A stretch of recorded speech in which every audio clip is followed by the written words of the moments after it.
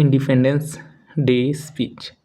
Respected principal, teachers, and my dear friends, good morning to all of you.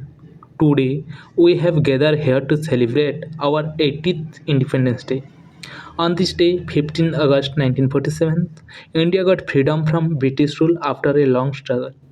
Many great leaders and thousands of freedom fighters sacrificed their life from our motherland. We should always remember their courage, hard work, and love for India.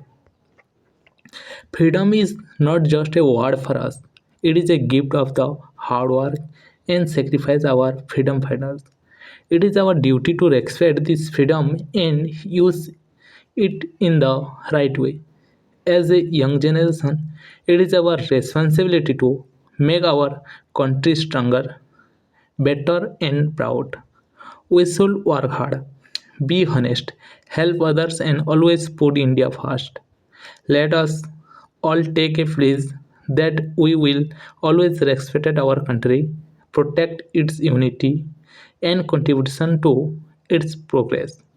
Jai Hind, Jai Bharat. Thank you. Happy Independence Day.